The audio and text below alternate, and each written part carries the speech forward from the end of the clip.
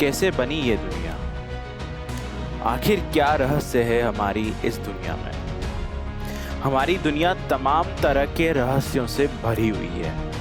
आमतौर पर हमें संपूर्ण जीवन में इसका केवल एक छोटा सा ही भाग दिख पाता है। आपने अपने ऊपर जो आकाश देखा है वो बहुत विशाल है, एक अनंत ब्रह्मांड है जिसकी विशालता की केवल कल्पना ही की जा सकती है। रोजाना लाखों करोड़ों की संख्या में हमारे आकाश में काफ़ी विचित्र और रहस्यमयी घटनाएं होती हैं। उनमें से एक है ब्लैक होल। हेलो फ्रेंड्स, स्वागत है आपके हमारे साइंस विद अध्यात्म के एपिसोड नंबर 4 में। जैसे कि हमने ऊपर बात की कि आज के इस वीडियो में, आज के इस एपिसोड में साइंस विद अध्यात्म के साथ हम देखेंगे कि ब्लैक होल क्या है। ये सबसे बड़ी मिस्ट्री जो है हमारे यूनिवर्स की है कि ब्लैक होल बना कैसे, किस तरीके से इसका डेवलप हुआ, कब पता चला। तो ये सारी चीज़ों के बारे में हम बात करेंगे और क्या ब्लैक होल के पीछे का राज है। तो अगर आपको जानना है ना तो वीडियो को एंड तक जरूर देखना है मेरे दोस्तों।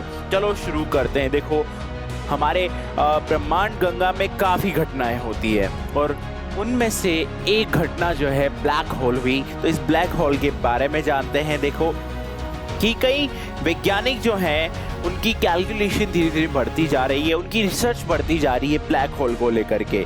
अब बात करते हैं कि ब्लैक होल क्या है। जब कोई विशाल तारा अपने अंत की ओर पहुंचता है तो वो अपने केंद्र की ओर सिकुड़ने लगता है। इस दौरान उसकी गुरुत्वाकर्षण शक्ति इतनी बढ़ जाती है वो एक ब्लैक होल में बदलने लग जाता है। इस दौरान यह इसके नज़दीक आने वाली हर चीज को अपनी तरफ खींच लेता है। जब कोई तारा अपनी उम्र पूरी कर लेता है तो उसका पूरा ईंधन जल जाता है, जिसके बाद उस तारे में एक विस्फोट होता है। इस घटना के बाद जो पदार्थ बचता है वह धीरे धीरे आपस में ही सिमटना शुरू हो जाता है और यह एक बहुत ही घने पिंड का रूप ले लेता है। इसे न्यूट्रॉन स्टार कहते हैं। ठीक है, न्यूट्रॉन स्टार की इस अवस्था में कोई तारा बहुत विशाल है तो उसका गुरुत्वाकर्षण बल आपस में इतना ज़्यादा होता है कि वह खुद में ही सिकुड़ता चला जाएगा और एक समय पर वो इतना घना हो जाएगा कि वो किसका रूप ले लेगा? जी हाँ, ब्लैक होल का वो रूप ले लेगा। ब्लैक होल के इफेक्ट क्षेत्र को हम इवेंट हॉरिजॉन कहा जाता है। इस क्षेत्र के अंदर आने वाली कोई भी चीज़ यह अपने अंदर खींच लेता है। इसका गुरुत्वाकर्षण इतना ज़्यादा होता है कि ये किसी लाइट या रोशनी को भी आसानी से अपनी तरफ खींच लेता है, वो इससे बाहर नहीं जा सकती है। मान लेते हैं कि यदि किसी ब्लैक होल के निकट एक टॉर्च लेके जाएं, उसकी रोशनी सीधी न होकर के ब्लैक होल की तरफ मुड़ जाए, लेकिन यह व्यवहारिक रूप से ब्लैक होल के करोड़ों किलोमीटर दूर भी किसी वस्तु का टिक पाना संभव है। ब्लैक होल को ब्लैक यानी काला इसलिए कहा जाता है कि यह अपने आपस में पड़ने वाले प्रकाश को भी सोख लेता है, अब्जॉर्ब कर लेता है और कुछ भी परिवर्तित नहीं करता। ऊष्मागतिकी के अनुसार यह एक आदर्श कृष्णिका की तरह है, अतः हिंदी में इसे कृष्ण विवर भी कहा जाता है। दिखाई न देने के बावजूद ब्लैक होल अन्य पदार्थों के साथ काफ़ी क्रियाओं के माध्यम से अपनी उपस्थिति दर्शाता है। तो ये ब्लैक होल जो है काफ़ी मिस्टीरियस वे में बनता है।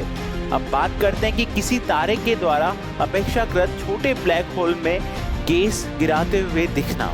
ये गैस गोल आकार में होल के अंदर की तरफ आती है और उच्च तापमान पर गर्म होकर के बहुत ज़्यादा मात्रा में विकिरण छोड़ती है, जिसे पृथ्वी पर मौजूद तथा धरती की कक्षा में मौजूद दूरबीनों के द्वारा पता लगाया जा सकता है। जैसे कि हमने बात की कि ब्लैक होल कैसे बनता है, तो ब्लैक होल का निर्माण किसी न किसी तारे से होता है। जब कोई तारा अपने अंत के पास आ जाता है तो उसमें कई बदलाव होते हैं, वह एक ब्लैक होल में बदल जाता है। तारे कैसे बनते हैं कि तारे का निर्माण होने से पहले ये धूल के गैसों के गोले के रूप में होते हैं। समय के साथ गुरुत्वाकर्षण के कारण धूल के कण पास पास आने लगते हैं, जिसे हम नेबुला कहते हैं। जब ये कण अत्यधिक पास आ जाते हैं तो ये काफ़ी ज़्यादा गर्म हो जाते हैं और इस गर्मी के कारण ये चमकने लगते हैं। इन्हीं को हम स्टार्स कहते हैं, तारे कहते हैं। जब इस तारे की ये ऊर्जा खत्म हो जाती है तो ये लाल रंग में बदल जाता है। इसे लाल दानव के रूप में भी जाना जाता है। इस समय तारे का आकार काफ़ी बड़ा हो जाता है। अब यह लाल तारा अपनी अगले स्टेज में अगर छोटा है, वाइट ड्वार्फ बन जाता है और इस समय कोई भी छोटा तारा अंतिम बार चमकता है। यानी वाइट ड्वार्फ मतलब कि वो तारा छोटा हो जाएगा बिल्कुल साइज में और वाइट बिल्कुल वो लगेगा। छोटे तारे की इस स्थिति को जीवाश्म तारा भी कहते हैं। और ये जब तारा पूरी तरह से चमकना बंद कर देता है तो इसे काला वामन यानी ब्लैक ड्वार्फ भी कहते हैं। अगर लाल तारे की स्टेज में कोई बहुत बड़ा तारा है तो वह इस अवस्था के बाद इस तारे में विस्फोट हो जाता है और अभिनव तारा बनता है। अभिनव तारे के बाद ये 4 तरह के तारे के रूप में बदलता है। न्यूट्रॉन, पल्सर, क्वेसर और ब्लैक होल में से किसी एक रूप में इस तारे का अंत होता है। तो ये सबसे बड़ा रीज़न है ब्लैक होल के बनने का। तो ये हमारी ब्रह्मांड गंगा काफ़ी रहस्यमयी चीज़ों से भरी हुई है, लेकिन ऐसी ही रहस्यमयी चीज़ें आपके लिए साइंस विद अध्यात्म लेता आ रहा है और आगे भी लेता आएगा। काफ़ी इंटरेस्टिंग फैक्ट्स साइंस के साथ, साइंस विद अध्यात्म के साथ है। और प्लीज़ आप सबसे रिक्वेस्ट है कमेंट करें ताकि हमें पता चले कि आप इस वीडियो को देख रहे हैं, एंजॉय कर रहे हैं। मिलेंगे आपसे नेक्स्ट वीडियो में, तब तक के लिए tata bye and thank you so much for watching this lovely video.